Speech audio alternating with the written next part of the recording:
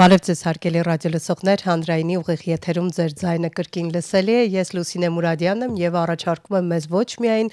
լսել, այլև դիտել, մուտք գործեք Հայաստանի հանրային ռադիոյի Facebook-յան էջ եւ հետեւեք լայվին։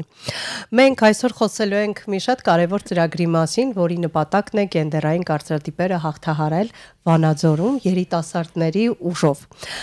Ծրագիրն իրականացվում է Մենք Լոռու մարզի երիտասարդական հասարակական կազմակերպության Կանանի հասարակական կազմակերպության մեծ ծրագրի սոցիալականացում առանց խտրականության, առողջ հույզերի, հավասար հարաբերությունների խթանում շրջանակում։ Այնպես որ մենք այս ծրագրի մասին ենք խոսելու եւ փորձելու ենք հասկանալ արդյոք հաջողել է, չի հաջողել եւ ինչ փուլում է ծրագիրը եւ զրուցելու ենք կոտրելով կարծրատիպերը ծրագրի համակարգող Մենք Լոռու մարզի երիտասարդական հասարակական կազմակերպությունից Ռոզիտա Խաչատրյանի, բարև ձեզ, եւ ծրագրի ակտիվ մասնակից, որն անձամբ մասնակցել է բոլոր փուլերին եւ այսօր կկիսվի իր փորձով Լիանա Մամանջյանի հետ, բարև ձեզ։ Բարի գալուստ Երևան, շնորհակալություն, որ հրավերն ընդունեցիք եւ այսօր կպատմեք ձեր փորձառության մասին եւ առհասարակ ծրագրի հետ կապված մանրամասներ կներկայացնեք, որքան գիտեմ ծրագիրը բաղկացած է եղել 3 փուլից։ Նախ եւ առաջ հասկանանք,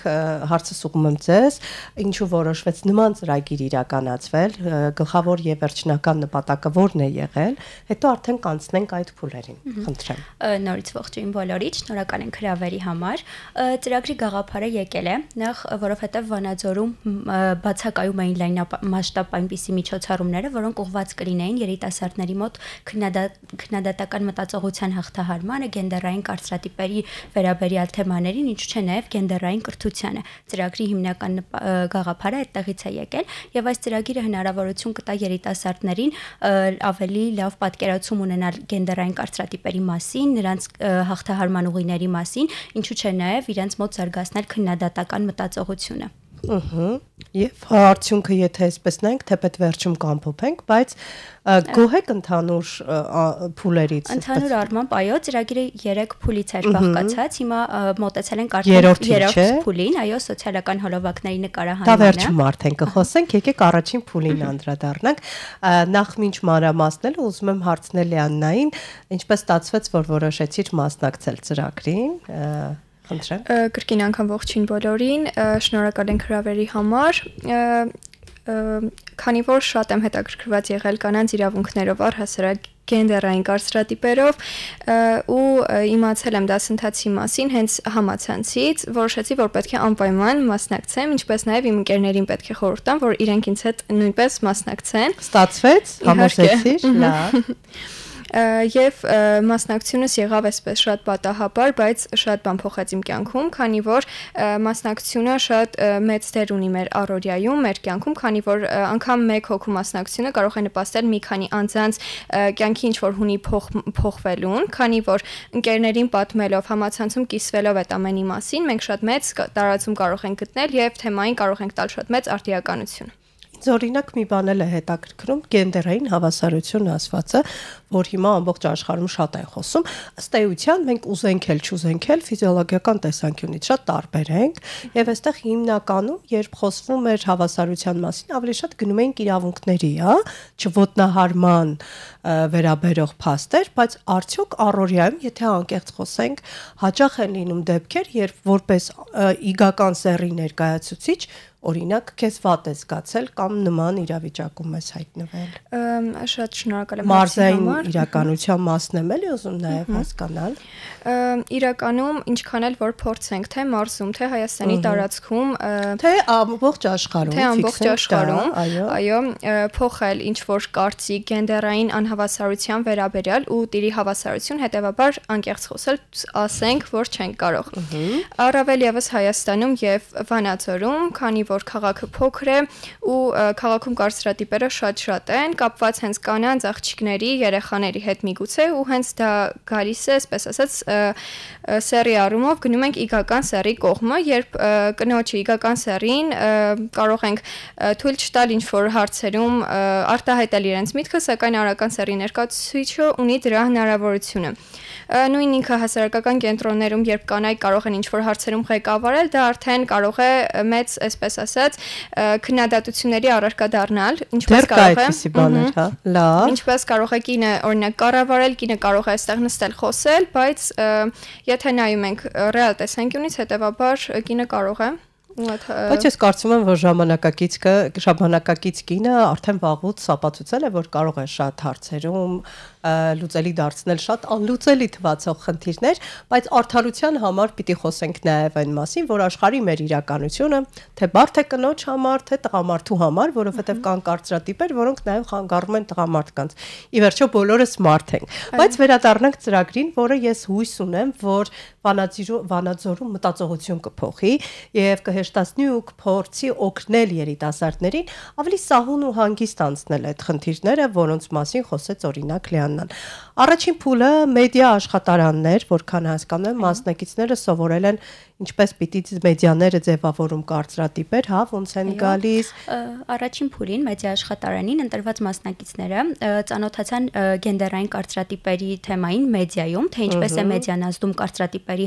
ձևավորման, տարածման վրա, մեդիայում ինչպիսի օրինակներ կան, եւ մասնակիցները հնարավորություն ունեցան ակտիվ վարժանքների, քննարկումների միջոցով վերհանել գենդերային կարծրատիպեր մեդիայում արկա կարծրատիպերը, նաեւ ունեցան խմբային քննարկում, որից հետո իրենք բերեցին օրինակներ, թե ինչպես կարող ենք հաղթահարել այդ կարծրատիպերը մեդիայում հենց։ Տեսական մասը հասկանալի էր, ավելի պրակտիկ մասին վերադառնանք, այլ քննարկումները, հա, ինչպես տեսնել, արդյոք դա կարծրատիպ է թե ոչ, գենդերային է թե ոչ, վերջո պետք է զանազանել, դա էլ հեշտ բան չէ, այսինքն պետք է լինես ինչ-որ չափ նաև մեդիա գրագետ եւ հստակ տարբերել կարողանաս իրական տեղեկությունը, կեղծ լուրերից եւ այլն։ Որը չվերածվի բամբասանքի։ Այո։ Ահա։ Մեդիագրագետ լինելը ըստ իս յուրաքանչյուրիս կյանքում դա անհրաժեշտ, այսպես ասած, կանոն է, քանի որ մենք կազմում ենք մեդիայի մի մասը ու մենք անընդհատ լինելով այդ մեդիայի մեջ պետք է լինենք մեդիագրագետ եւ հետեւաբար, եթե ելի կրկին անդրադառնանք գենդերային անհավասարությանը, ապա մեդիայում դա կարող ենք շատ անգամ տեսնել եւ մեդիայում դա ավելի վառ է արտացոլվում ու հենց մեդիայի միջոցով մենք կարող ենք կանխարգելել անհավասարությունը։ Շատ էին մեդիայի նմանատիպ գենդերային անհավասարության հետ կապված կարծրատիպերը։ Այո, ու հիմնականում ուղղված էին կանանց, կին պատգամավորների, քաղաքական դաշտերին, այո, հիմնականում քաղաքական դաշտ։ Թիրախավորում էին կանանց որպես, այո, որպես Թե չէ, մենք ուղղակի կարող ենք տեսնել շատ այլ թիրախավորումներ էլ, բայց հիմնականում, երբ խոսում ենք կարծրատիպերից, ավելի գնում ենք քաղաքական դաշտ, ուզենք թե չուզենք, այդպես է ստացվում, բայց վերադառնանք մեր հետաքրքիր ծրագրին, որը կարծում եմ դժվար էր ընդունվել կամ հայտնվել, հա, այդ մասնակիցների ցանկում։ Իրականում շատ հայտեր ենք ստացել ծրագրի վերաբերյալ։ Այսինքն այդքան չէիք սպասում։ Այո, այդքան չէինք սպասում, որովհետև թեման մի փոքր, կարծում եմ, կարծրատիպային էր նաև մարզում, այս թեմայի վերաբերյալ դասընթացի։ Փակ թեմա էր եւ ավելի շատ պիտի լինեին հետաքրքրվողները։ Շատ հայտեր ենք ստացել, բայց իգական սեռի ներկայացուցիչներ։ Այո, իգական նաև հայտեր ունեինք արական սեռի ներկայացուցիչներ։ Շատ հետաքրքիր է։ Բայց քանի որ ծրագիրի սկզբանը իգական սեռի համար էր, խտրականություն եք դրել։ Ունեցել ենք մեդիա աշխատարանի 25 մասնակից, բայց հայտերը բավականին շատ էին։ Իսկ ինչ սկզբունքով ընտրեցիք 25 մասնակցին, ինչով պիտի գրավեին, որ հայտնվեին։ Հիմնականում այնտեղ հայտի մեջ հարցեր էին դրված, թե իրենք իրենց կյանքում բախվել են արդյոք կարծրատիպերի, ինչ հաղթահարման ուղիներ կառաջարկեն գենդերային կարծրատիպերի վերաբերյալ։ Ընտրությունը շատ դժվար էր, բայց կարողացանք ընտրել լավագույն մասնակիցներին։ Ամբողջ Վանաձորից էր, հա։ Վանաձոր համայնքը խոշորացրած, այո։ Խոշորացած, մեծ տարածք եք ընդգրկել։ Եվ ինչպես եք արել, որպեսզի տեղանքային խնդիրներ չլինեն, դասընթացները օֆլայն էին, օնլայն էին։ Դասընթացները Վանաձորում են տեղի ունեցել։ Փաստորեն սա էլ է հրաշալի հնարավորություն եղել, խոշորացված համայնքի երիտասարդները իրար հետ են շփվել, հա, համախմբվել են, ի վերջո յուրաքանչյուր ծրագրի հիմքում կարծում եմ նաև շատ կարևոր է networking ասվածը, ծանոթանալը միմյանց հետ, ստեղծելը միմյանց հետ, եւ դա կարծում եմ հաջողվել է, որովհետեւ հենց խմբային աշխատանքներն էլ իրենց հերթին նպաստում են, որպեսզի ավելի մտերմություն ստեղծվի, անկեղծություն լինի Առաջին փուլի ժամանակ, երբ նաև քննադատական մտածողություններ զարգանում, թեժ էին այդ քննարկումները։ Բավականին թեժ քննարկումներ են ունեցել խմբային, այո։ Անհամաձայնություններ կային 25 մասնակցի միջև քննարկումների ժամանակ մտածողության գաղափարային։ Կարելի ասել, որ անհամաձայնություններ միգուցե եղած լինեն, բայց շատ քիչ, որովհետև բոլորս հավաքված էին գրեթե մեկ հարցի շուրջ, մեկ նպատակի շուրջ ու բոլորիս կարծիքները գրեթե մեկ ուղու վրա են գնում,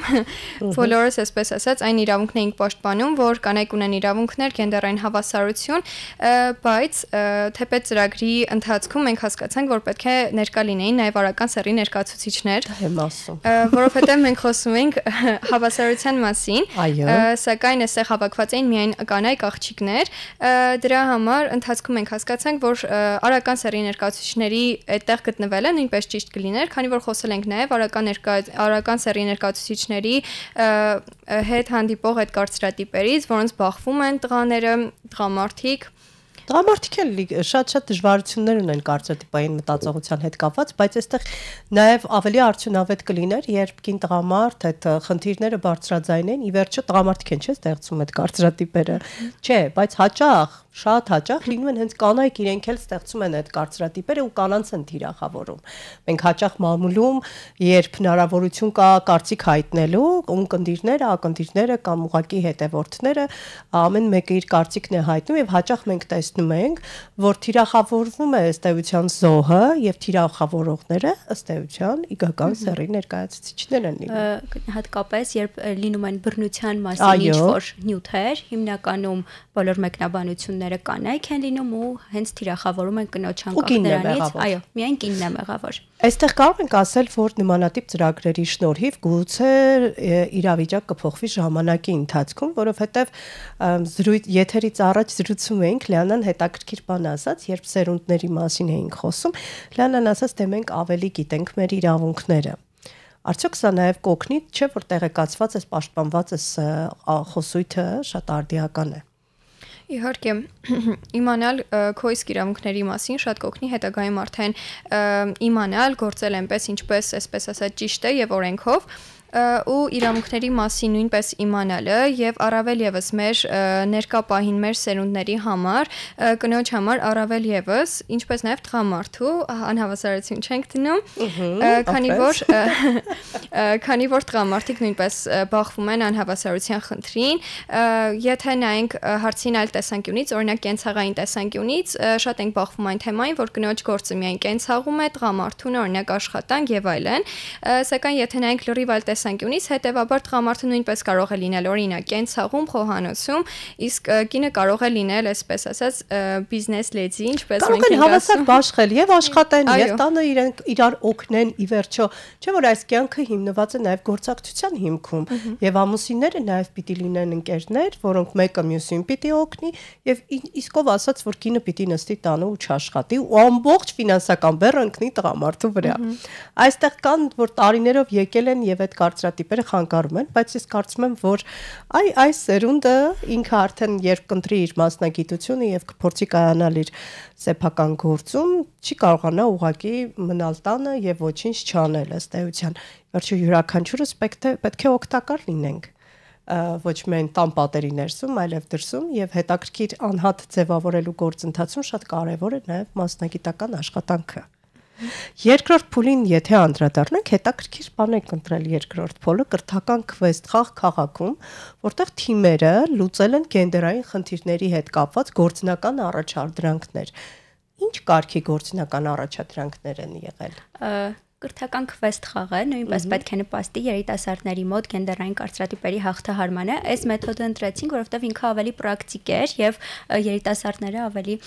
մոտիվացված կմասնակցեին սրան։ Վանաձորի տարբեր անկյուններում տեղադրվել էին QR կոդեր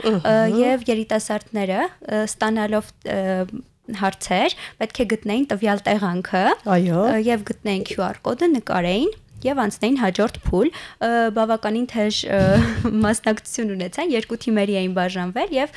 հաղթում էր վերջում այն թիմը, որը ավելի շատ միավորներ էր հավաքել։ Օրինակ հարցերից մեկ այնպիսին էր գտնել այն կառույցը, որի գլխավոր ղեկավարը կին է եւ դա գլխավոր դատախազությունն էր, որովհետեւ մեր գլխավոր դատախազը կին է։ Շատ հետաքրքիր էր իմ կարծիքով եւ ակտիվ մասնակցություն ունեցան երիտասարդները։ Խաղը ինչ տվեց, հետաքրքիր բան ասացիք, որ մոտիվացվեն, ավելի ակտիվանան, աշխուժանան, մենք գիտենք, որ այս ժամանակակից սերունդը շատ ավելի հաճույքով է սովորում, երբ այնտեղ մեթոդաբանությունը փոքրինչ այլ է, պրակտիկ դաշտ ենք գնում, խաղային դաշտ ենք գնում, ինտերակտիվ դաշտ ենք գնում։ Ահա, առհասարակ սկսեմ նրանից, որ հիմա մարդիկ այսպես ավելի զարգանալով, անգամ եթե մենք հասարակ ինչ-որ ռիլեր ենք թերթում, մենք չենք արդեն հասցնում ինչ-որ համբերություն կարելի ասել չունենք։ Դե որովհետև ռիլերի տևողությունը 20 վայրկյան է եւ դու այդ խնդիրը կա, երկար չեն կարողանում ընթերցել ու կարդալ։ Այո։ Ու դրա համար աշխատարանը նույնպես լսելու համար, այդքան ընկալելու համար մեզ այսպես ասած երկար ժամանակ է պետք, բայց հենց քվեստ խաղերը, կրթական քվեստ խաղերը, գործնական աշխատանքները նպաստում են նրան, որ մենք ավելի առույգ աշխուժ աշխատենք ու դրանից լիքը բաներ սովորենք նոր, ու ինչպես ասած Ռոզիտան, մենք այդ ամենին մասնակցել ենք ու երբ այսպես փնտրում ենք այդ ամեն ինչը, թե հարցի պատասխանները ինչպես կլինեն, նույն ինքը երբ դատախազը պետք է իմանենք, մենք դա փնտրում ենք, որոնում ենք ու տղամարդու անուններ բերում, բայց մենք հասկանում ենք, որ չէ, այստեղ պետքա կնոջ անուն լինի։ Մենք կնոջ անուն ենք փնտրում ու վերջում մենք գտանք ու հասկացանք, որ դա էր ճիշտ պատասխանը, որից եկավ մեզ միավորներ ու հետագայում էլ արդեն ինչ առաջադրանքներ որ լինում էին, մենք այսպես շատ մեծ մոտիվացիայով էինք անում, որովհետև շատ հետաքրքիր էր, մանավանդ երբ դու քայլում ես ամբողջ քաղաքով մեկ ու ամբողջ քաղաքում դու ականատես ես լինում այնպիսի դեպքերի, ինչպես նպաստում են գենդերային անհավասարությանը, դուք ինքներդ արդեն ձեր աչքով եք տեսնում դա ու հասկանում, որ մենք այսքան ժամանակ սա չենք նկատել, բայց ինքը նույնպես գենդերային անհավասարության մի տիպ է։ Մենք ունենք առաջադրանք, որտեղ պետք է գտնենք մի ցուցանակ, որտեղ գտնում ենք ինչ-որ գենդերային անհավասարություն ու այսպես քայլում ենք քաղաքում ու հանկարծ տեսնում ենք պլակատ, որտեղ գրված է, որ պահանջվում է վաճառող ու առանց ուհի։ Բայց կարող է վաճառողը ընդհանուր ասված լինի, լավ։ Ու կարծեմ, հա, միտեղ էլ կար, որ գրված էր հենց վաճառողուհի։ Ու այս տարբերակը ես ասեցի, վերջ, այս պետքա նկարենք, մենք սա դնենք մեր ծրագրում, ու մենք դրանից միավորներ հավաքեցինք, ու ամենահետաքրքիրն այն է, որ մենք երբեք չենք նկատել դրանք, քաղաքում քայլելիս մենք դրանց ուշադրություն չենք դարձրել, բայց թեպետ դրանք շատ մեծ խտրականության առարկա են դառնում նաև հասարակության մեջ։ Բայց չէ որ կան մասնագիտություններ, ֆիզիկական ծանր աշխատանք, մի խոսքով, հա, այն որ տղամարդկային ուժ է պահանջվում, որ ի վերջո սիրուն աչոնիկը այնտեղ պիտի արդյոք պետք է այդքան ծանրացնենք եւ հաշվի այդ դուք ինձ հասկացաք ինչ նկատի ունեմ, թե այդուհանդերձ մենք այդ ոսկե միջին տարբերակը պիտի դեռ պահենք։ Իմ կարծիքով պետք չէ այդքան շատ ծանրացնենք, բայց օրինակ եթե վաճառողու հաստիկ է, նու այդտեղ կարող է ուղղակի գրված է վաճառող եւ երկու սեռերին էլ նկատի են ունեցել։ Հիմնականում քաղաքում դնում են պահանջում է վաճառողուհի, նաև հայտարարություններ են լինում, որ պարտադիր տարիք, չգիտեմ, արտաքին տեսք, բարետես, այդ դրանք մինչև 10 տարեկան փորձ ունեցող աշխատողներ են ուզում եմ հասկանալ, որտեղից պիտի այդ մարդը փորձ ունենար, եթե տակավին երիտասարդ է, բայց ինչևէ։ Լավ, այսինքն դա էլ տվեց ձեզ փորձառություն քաղաքում գտակ տեսանելի են հատվածները, որոնք կարծրատիպային էին եւ գուցե նախկինում ձեր աչքը չի ծակել։ Ահա։ Հասնենք երրորդ փուլին, որը դեռ պիտի տեղի ունենա, որքան հասկանում եմ, տեսնելու ենք երկու տեսահոլովակ, որքան հասկանում եմ մասնակիցների համատեղ ուժերով է եւ այստեղ ներգրավում եք ինֆլուենսերների, ճիշտ եմ հասկացել։ Եկեք բացեք փակագծերը։ Երրորդ փուլում պետք է նկարվի երկու սոցիալական տեսահոլովակ, սոցիալական մեդիայում տարածելու համար եւ այդ տեսահոլովակի նկարահանմանը ներգրաված են լինելու մասնակիցները իրենց գաղափարներով։ Հիմա ընթացքի մեջ է այդ ամենը։ Սցենարները երիտասարդները ումն են իրենցը հիմնական երիտասարդներն են առաջարկել համատեղ առաջարկությունների արդյունքում, այո։ Եվ ինֆլուենսերի հետ հանդիպում պետք է տեղի ունենա, այս հանդիպումը մենք ավելի լայն մասշտաբների պետք է ընդգրկենք, on-line պետք է լինի հանդիպումը եւ հնարավորություն ունեն նաեւ այլ երիտասարդներ մասնակցել, ովքեր չեն ինֆլուենսերները բոլորն ինֆլուենսերներն են ներգրաված լինելու, ովքեր հիմնականում բարձրացնում են գենդերային անհավասարության խնդիրները։ Այդպես։ Հա։ Եվ սա ավելի լայն մասշտաբների համար է հնարավորություն կունենան նաև հանդիպմանը մասնակցելու այն երիտասարդները, թեկուզ այլ մարզերից, ովքեր մեր ծրագրի նախնական փուլերում ներգրաված չեն եղել։ Չեն անցել, բայց ցանկություն են հայտնել եւ այդ տեսահոլովակները ըստ ինչ են տալու։ Տեսահոլովակները իմ կարծիքով, քանի որ Լիաննան շեշտեց, որ բոլորը ռիլեր են նայում անընդհատ, թեկուզ մի քանի վայրկյան նայելը, ինձ թվում է մարդու մոտ ինչ որ մտածելու բան կառաջացնի։ Թիրախ եք ընտրել, շատ արագ ազդեցության, հա, ճիշտ եմ հասկանում։ Իսկ թեմաներն ընտրելիս թեժային էլի քննարկումներ, ասացիք ընդհանուր հայտարարի եք եկել գաղափարային այսպես տեսահոլովակ այդ ռիլերը նկարելու մասով նկատի։ Հիմնականում չէ, որովհետև երկու ռիլերն էլ ուղղված են գենդերային կարծրատիպի հաղթահարմանը ու չէ, շատ լավ քննարկումներ ունեցան։ Առողջ քննարկումներ։ Երրորդ փուլն էլ երբ ավարտվի, հետո ծրագրի ամփոփում։ Պետք է հասկանանք ծրագիրը ինչքանով է ազդեցություն ունեցել մտածողության վրա, համակարգի վրա, ծրագրի նախնական փուլում եւ վերջնական փուլում մասնակիցները լրացնում են գնահատման թերթիկ, ներկայացնում են իրենց առաջարկությունները, ըստ դրա հասկանում ենք ինչքանով է ազդեցություն ունեցել, ինչ կարելի է փոխել հետագա ծրագրերն իրականացնելիս։ Այսինքն ենթադրվում է, որ նոր ծրագրեր կլինեն։ Այո։ 25 մասնակիցները կավարտեն եւ արդեն մյուսները հնարավորություն կունենան հայտնվելու, ճիշտ եմ հասկանում։ Կլինեն այլ ծրագրեր, թեկուզ այլ կոնտեքստում, այլ ոլորտից, բայց կլինի։ Այո, շարունակական այստեղ ինձ եւս մեկ բան է հետաքրքրում, երիտասարդները մտածողությամբ տարբերվում են եւ ավելի նախաձեռնող են, ավելի ակտիվ են։ Իդեպ անկախ սեռից, թեպետ մենք կարող ենք ասել, որ ավելի նախաձեռնող են իգական սեռի ներկայացուցիչները, արդարության համար պիտի դա նշենք։ Այդուհանդերձ, այստեղ մի կարևոր բան եմ ուզում խոսենք, ինչպես են վերաբերվում ծնողները թեմատիկ ընտրության, որ իրենց երեխաները ուզում են մասնակցել օրինակ նման ծրագրերի։ Արդյոք եղել են կարծիքներ, շփում լինում են դեպքեր, երբ մեծահասակները, տան անդամները շատ են հետաքրքրվում, ինչ դասընթացի պիտի գնաք, ինչ թեմաներ են քննարկվելու, եւ մենք մեր մեդիա աշխատարանից հետո նաեւ տեսանյութ ենք նկարահանել, ասացին կտանեք ձեր տանը, կասեք, որ դիտեն, հասկանան, թե մենք ինչ ենք արել, ինչ ենք քննարկել, լինում են դեպքեր, որ թույլ էլ չեն տալիս, ցավոք մարզերում դեռ ունենք այդ կարծրատիպային։ Չգիտեն ըստ էության ինչ են սովորելու, հա, ինչ մտածողություն է ներկայացվելու, սա եւս հարց է, որ պիտի քննարկվի, որովհետեւ հաճախ մենք տեսնում ենք նաեւ ծայրահեղություններ։ Ոսկե միջին տարբերակը միշտ չի որ կա եւ այսպես փորձում են բալանսավորել ըստ էության, սա էլ է շատ կարեւոր։ Ինչ տվեց քեզ Լիաննա այս ծրագիրը։ Ծրագրի հենց առաջին իսկ փուլում ես նույնպես տվել եմ հարցազրույց կներեք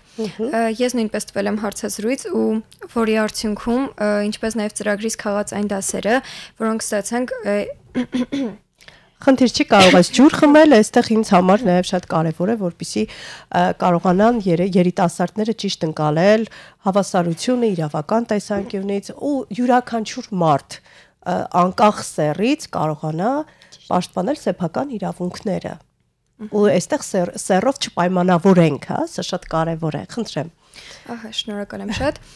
Դասընթացին մասնակցությունը շատ կարևոր դեր ունեցավ իմ կյանքում, քանի որ ես ինքս էլ առաջին փուլին տվել եմ հարցազրույց, որտեղ կիսվել եմ իմ անկեղծ կարծիքով, ինչպես անցավ իմ էմոցիաներով եւ ինչպես խոսեցիք տանը ծնողների կարծիքը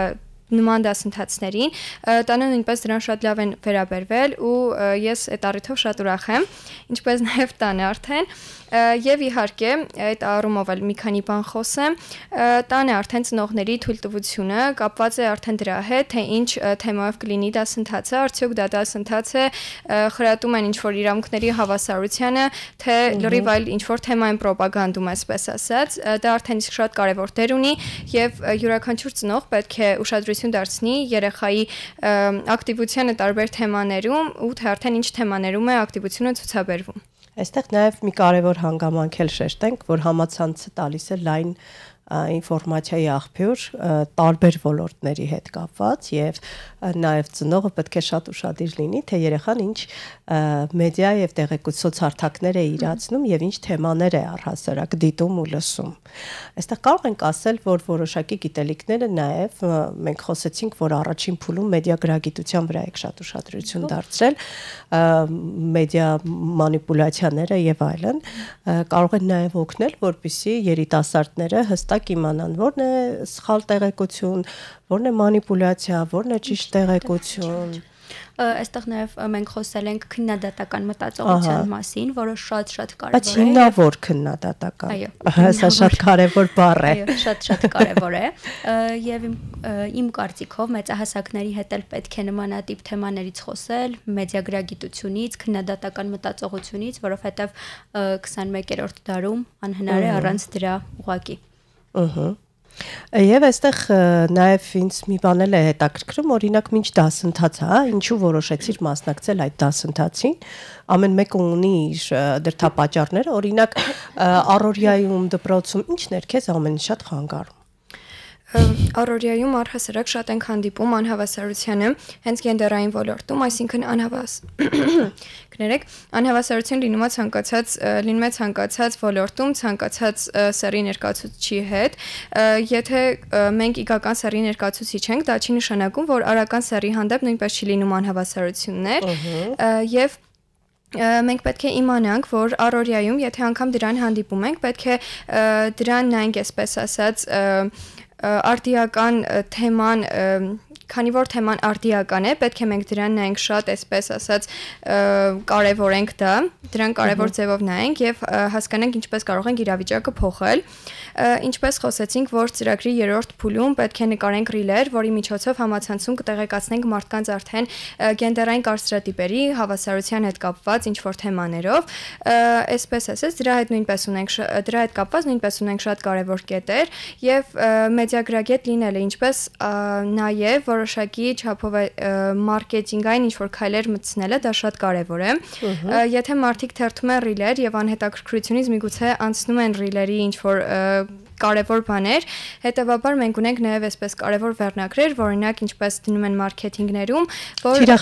թիրախային ինչ-որ լսարան ապահովենք, թիրախային լսարանին կարողանանք մեր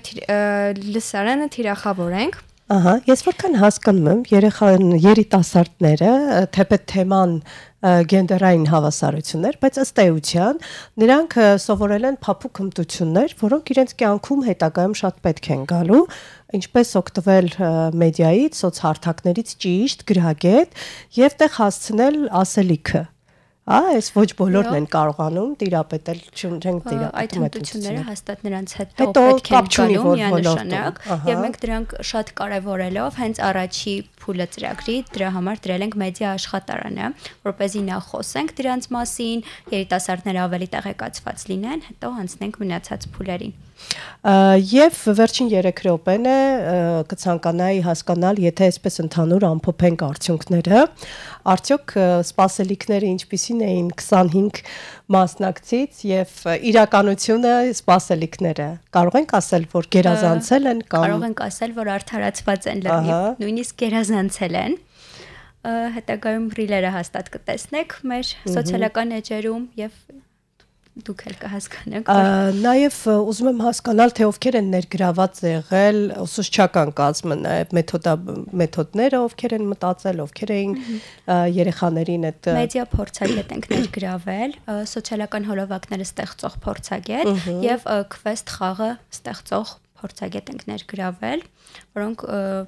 շատ լավ օգնել են, իրականացրել ենք ծրագիրը։ Մի ամբողջ թիմ է աշխատել, փաստացի։ Այո, մի ամբողջ թիմ է աշխատել ծրագրի շուրջ եւ հաջողել ենք ծրագիրը։ Այս ծրագիրը գենդերային անհավասարության էր վերաբերում, դուք ասացիք, որ հետո կարող են լինել այլ ծրագրեր, այլ ուղղվածությամբ, ինչպես եք որոշում այդ այլ ծրագրերը, արդյոք նայում եք, տեսնեք խնդիրները, որոնք են խնդրահարույց թեմաները։ Արտիական խնդիրներով, որոնք խնդրահարույց են, հիմնականում ծրագրերը դրանց հիման վրա են գրվում։ Մարզերի, հա, մարզերում ինչ արտիական խնդիրներ կան, ինչ որոնք են անհանգստացնում ավելի շատ մեզ։ Որպես երիտասարդ, գենդերային անհավասարությունը դրեցինք մի կողմ, որ խնդիրն է, որ մարզում անհանգստացնում է ըստ քեզ, ձեզ երիտասարդներին։ Վերջին ժամանակահատվածում ունենք մեծ խնդիր Արցախից տեղահանված ներկայացուցիչները, քանի որ նոր տարածաշրջան տեղափոխվելով, նոր միջավայր մտնելով, հաճախ մարդիկ ունենում են խնդիրներ կապված տարածաշրջանի եւ մարդկանց հետ, չհասկանալ մեկ-մեկու, այսպես ասած, եւ դրանք նույնպես կարեւոր է, որպեսզի կարողանանք ներգրավել մեր, այսպես ասած, արցախցի ընկերներին, թե գենդերային, թե հավասարության տեսանկյունից միասին, այսպես ասած, փորձել ինչ-որ հարցի շուրջ համախմբվել ու պայքարել ու դեպի առաջ գնալ, ընտելանալ, միմյանց սովորել, հա, շատ լավ է։ Ունեք հաջորդ թեման, խնդրեմ։ Շնորհակալություն մանրամասներ ներկայացնելու համար։ Ես կսպասեմ ռիլերին, որպեսզի ընդհանուր պատկերացում արդեն կազմեմ ամբողջական վերջնական տարբերակով։ Հիշեցնեմ, հարգելի ռադիոլսողներ, զրուցակիցներս էին կոտրելով կարծրատիպերը ծրագրի համակարգող, մենք Լոռու մարզի երիտասարդական հասարակական կազմակերպությունից Ռոզիտա Խաչատրյան ու ծրագրի ակտիվ մասնակից Լիանա Մամանջյանը։ Մնացեք Հանրայինի հետ, փորձենք ցանկացած պարագայում, ցանկացած իրավիճակում գտնել ոսկե միջինն ու պահել բալանսը։